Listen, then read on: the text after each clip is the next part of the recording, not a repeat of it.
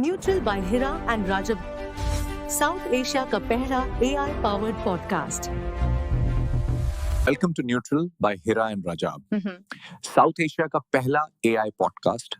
No propaganda, only facts. अगर आपको लगता है कि हमारा स्टांस क्लियर और न्यूट्रल है तो चैनल को सब्सक्राइब और वीडियो को लाइक लाजमी करें. नाज़रीन, जनूबी एशिया में इस वक्त एक नई खींचातानी खुलकर सामने आ रही है. बांग्लादेश ने भारत को वाजे कर दिया है कि वो किसी की कॉलोनी या प्रॉक्सी नहीं, एक खुद मुख्तार मुल्क है. सवाल ये है, क्या भारत अब अपनी मशरकी सरहद पर भी एक नए मुहाज का सामना करेगा?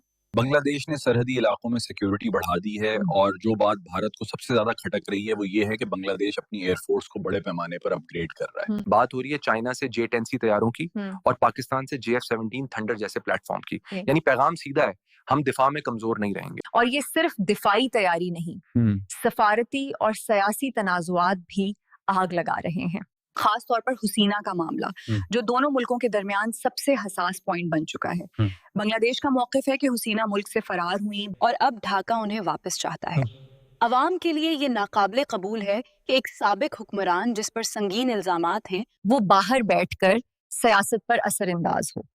इसीलिए बांग्लादेश में अवामी गुस्सा बढ़ा. हमने देखा कि भारतीय हाई कमीशन की तरफ एहतजाजी मार्च हुए, नारेबाजी हुई और मुतालबा वाज़ेह हुसीना को वापस किया जाए और हमारी सियासत में मुदाखलत बंद की जाए. भारत ने इसको सिक्योरिटी रिस्क करार किया और सफारती सतह पर सख्त रद्द-ए-अमल दिया. फिर भारत ने बांग्लादेशी हाई कमिश्नर को तलब किया, तहफ़्फ़ुज़ात उठाए और वीजा सेंटर्स तक आर्जी तौर पे बंद कर दिए. इससे अंदाजा होता है कि ये महज बयानबाजी नहीं, अमली इक़दामात तक बात पहुंच चुकी है.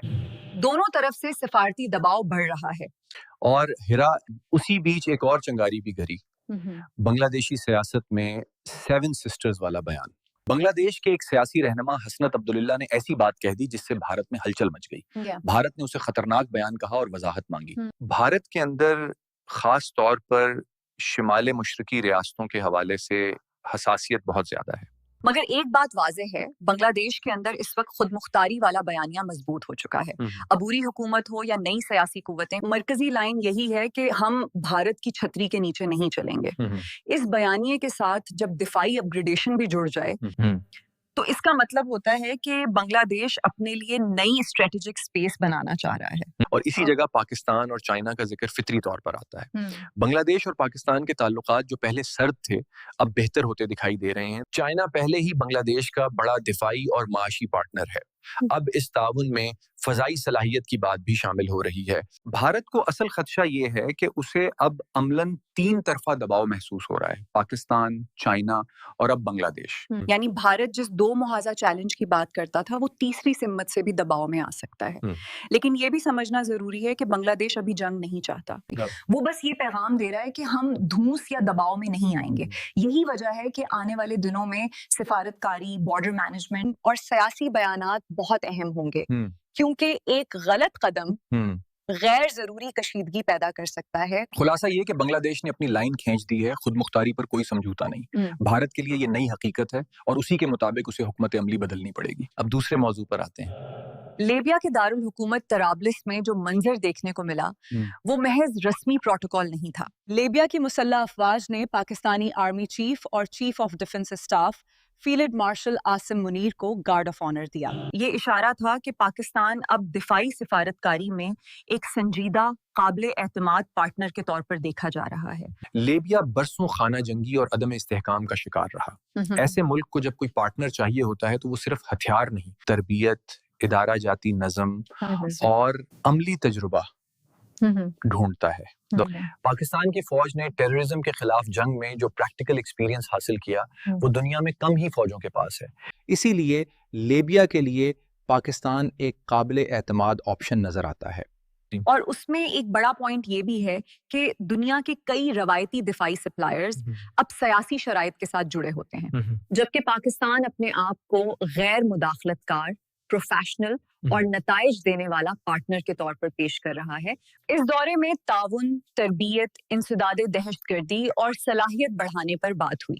ये सब अल्फाज आम लगते हैं, मगर पाकिस्तान के केस में इनकी वैल्यू ज्यादा है, क्योंकि पाकिस्तान ने इसकी कीमत अदा की है. और ये सफर सिर्फ लीबिया तक महदूद नहीं.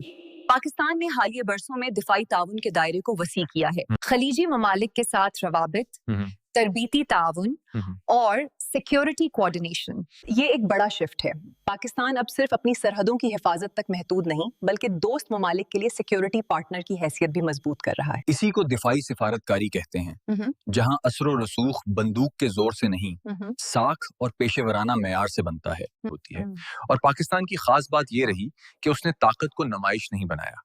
خاموش تیاری، بہتر تربیت اور وقت پر فیصلہ کن صلاحیت، یہی وہ خاموش طاقت ہے جس کی دنیا میں قدر ہوتی ہے. اور بطور پاکستانی فخر کی بات یہ ہے کہ پاکستان اب اپنی عسکری صلاحیت کے ساتھ ساتھ ادارہ جاتی نظم اور اعتماد کی بنیاد پر بھی آگے بڑھ رہا ہے. یہ ایک مثبت سمت ہے کیونکہ جب پاکستان مضبوط اور قابل اعتماد بنتا ہے تو اس کا فائدہ صرف پاکستان کو نہیں پورے خطے کی سیکیورٹی کو ہوتا ہے. بالکل. تو آج کے دو بڑے نکات یہی ہیں، ایک طرف بنگلہ دیش بھارت کشیدگی اور نئی صف بندی، دوسری طرف پاکستان کی دفاعی سفارتکاری کا پھیلتا ہوا دائرہ. دونوں کہانیاں یہ بتاتی ہیں کہ خطہ تیزی سے بدل رہا ہے اور پاکستان کو اس تبدیلی میں سمجھداری، تیاری اور توازن کے ساتھ آگے بڑھنا ہے.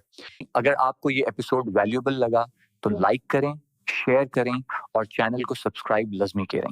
اللہ حافظ.